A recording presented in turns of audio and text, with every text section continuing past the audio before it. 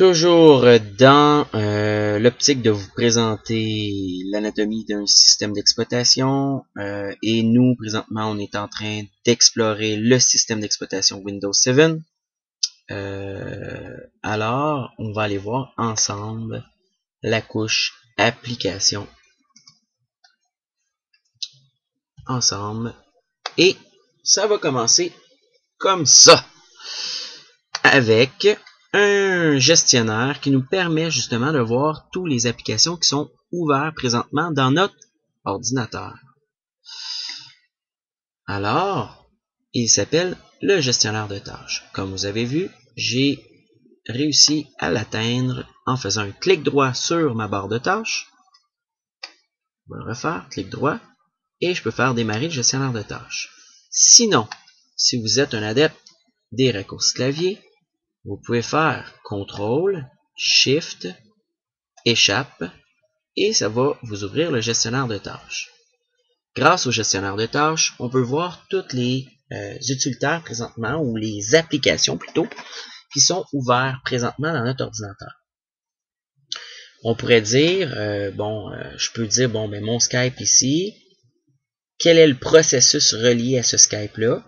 Je peux faire clic droit dessus, aller dans le processus et il va m'amener directement, comme vous pouvez voir, au processus relié au Skype.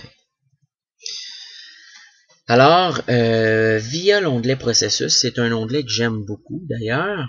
Je vais vous le présenter dans son grand complet. Alors, au niveau du onglet processus, il y a une nouvelle fonctionnalité, une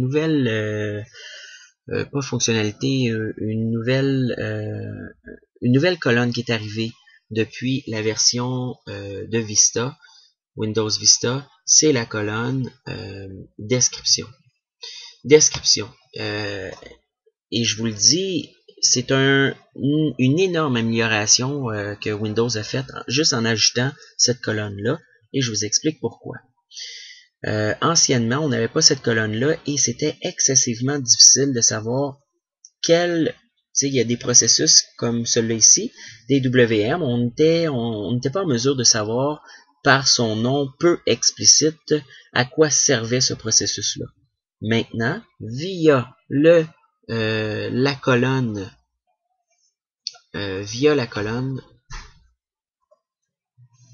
description, on est en mesure de savoir que DWM, c'est le processus responsable du gestionnaire de fenêtres du bureau. Alors, c'est une grande amélioration par rapport à cette magnifique colonne qui est arrivée depuis la version Vista. De plus, dans notre onglet processus, ce qui est très intéressant, c'est qu'on peut voir que le processus, comme ici, Adobe Reader, qui est mon logiciel qui est ici, on peut voir le pourcentage d'utilisation, excusez-moi, pas le pourcentage, on peut voir le nombre de mémoire qu'il demande présentement. Comme ici, on peut voir qu'il demande 16 MB de RAM, 16 MB au niveau de ma mémoire vive. De plus, on peut voir que présentement, il ne demande aucun temps processeur, c'est normal parce qu'il est présentement inactif. Il ne fait rien présentement. On pourrait, si je clique sur processeur, alors là, il a placé tous les processus par pourcentage processeur. Ici, on a un pourcentage inactif, celui qui demande le plus présentement à mon processeur. Comme vous pouvez voir, les processus inactifs, ça c'est rien. Mais Recorder demande présentement 25%. Mais qu'est-ce que Recorder.exe? Ah, c'est CamStudio Recorder. C'est le logiciel que j'utilise présentement pour vous faire la démonstration, le petit vidéo présentement. Alors, c'est normal qu'il demande au niveau du processeur. Ce qui est vraiment intéressant aussi, c'est on a la possibilité, via le processus, je vais placer en ordre alphabétique les noms des processus, on a une possibilité d'aller fermer tout simplement un processus. Comme ici, vous pouvez voir Skype est ouvert comment qu'on voit présentement qu'il est ouvert, c'est par son état en surbrillance, là. Vous pouvez voir qu'il est comme un peu brillant, là. Je pourrais l'arrêter directement en faisant clic droit dessus, arrêter le processus. Voilà, j'ai arrêté, j'ai fermé carrément mon logiciel Skype. Alors, c'est un indispensable de connaître le gestionnaire de tâches en tant que technicien informatique. Qu'est-ce qui est super intéressant aussi, toujours dans le gestionnaire de tâches, c'est notre fameux onglet performance, et on peut voir via un graphique temps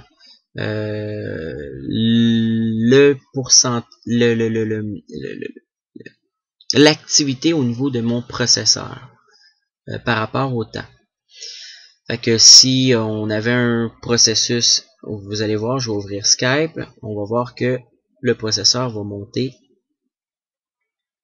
va travailler fort, vous allez voir, et voilà, vous avez vu, il y a eu un pic au niveau du temps processeur, au niveau du travail du processeur, parce qu'il a fallu qu'il aille chercher Skype et qu'il l'amène en RAM.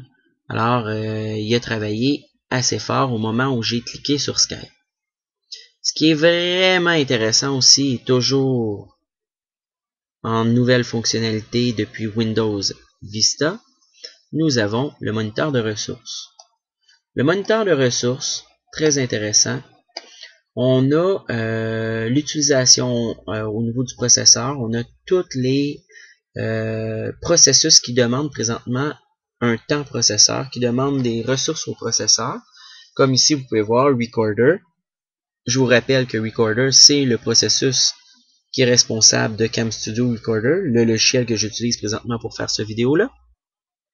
Et on peut voir le pourcentage qu'il demande au processeur. Il demande 26% à mon processeur présentement. On peut faire la même chose aussi au niveau de la mémoire, lequel présentement demande le plus au niveau de la mémoire vive. On a mon Skype présentement qui demande énormément au niveau de la mémoire vive. On a aussi la même chose pour le disque dur. Le disque dur, on peut voir que Recorder présentement, Recorder présentement est en train de faire des écritures, de faire de l'écriture au niveau de mon disque dur. C'est normal, je suis en train d'enregistrer, je vous rappelle. Et ce qui est encore hyper intéressant dans la détection des malwares, on a, par rapport à la détection des malwares, ce qui est très intéressant, c'est l'onglet réseau. On a, dans l'onglet réseau, on a tous les processus qui demandent présentement, maintenant, comme on peut voir, c'est en temps direct, on peut voir que les processus, on a quel processus présentement demande de l'activité réseau présentement, demande des ressources au niveau des ressources matérielles au niveau du réseau. Si j'avais justement un malware, on serait en mesure de dire, on verrait justement qu'il y a un processus là-dedans qu'on ne connaît pas et qui demande énormément de ressources. Il enverrait soit beaucoup d'informations ou il recevrait beaucoup d'informations et on serait en mesure de se poser des questions via cet onglet-là qu'on appelle l'onglet réseau. Alors, toujours dans le but de faire une récapitulation du cours passé par rapport à l'anatomie du système d'exploitation, je vous ai présenté aussi un autre logiciel. Celui-là, par contre, n'est pas natif de Windows, mais très intéressant. Il s'appelle Process Explorer, comme vous pouvez voir ici. On a son nom, Process Explorer. Process Explorer fait par SysInternals. Et vous avez son site web aussi, SysInternals, au www.sysinternals.com. Très intéressant. Pourquoi il est très intéressant? Encore une fois, tout comme celui le gestionnaire de tâches de Windows, on a maintenant une brève description de chacun des processus, chacun des exécutables qu'on a ici. Et en plus, on a la compagnie qui a fait ce logiciel-là ou qui a fait ce processus-là. Fait que ça peut nous donner des bons indices là, à quoi sert tel processus. Ce qui est vraiment un grand avantage aussi par rapport à SysInternals, un des très grands, c'est que nous avons la possibilité de voir l'icône de chacun des processus. Fait que ça pourrait nous donner aussi des bonnes... je pourrais essayer de vous trouver peut-être un exemple ici. Regardez ici. Ça serait très difficile pour moi présentement de vous dire, si j'avais pas l'icône, à quoi sert psunmain.exe, mais grâce à l'icône, je suis en mesure de vous dire que c'est mon antivirus.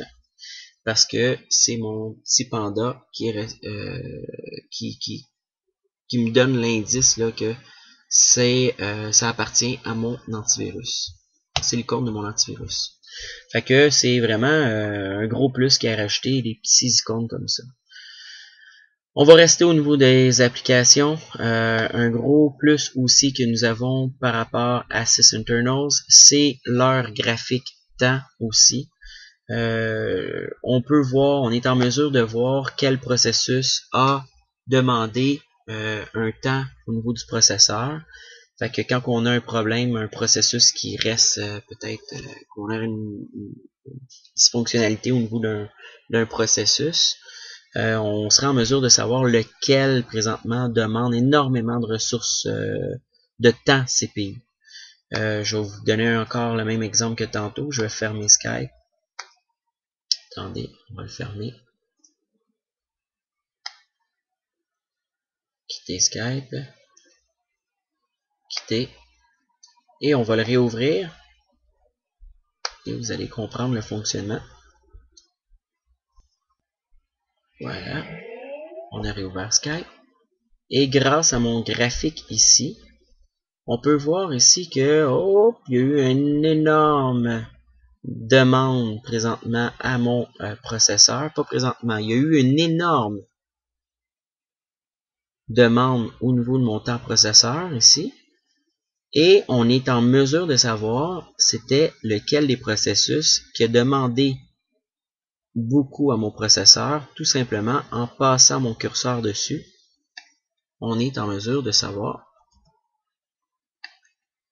que Skype avait demandé 24,38%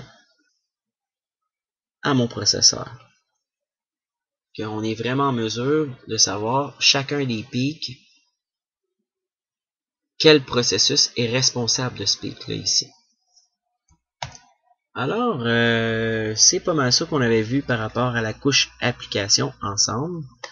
Bref, c'est ce qu'on a vu. On a vu beaucoup plus, mais là, ce que je fais, j'ai fait une récapitulation du stock qui est vraiment important pour votre carrière de technicien informatique.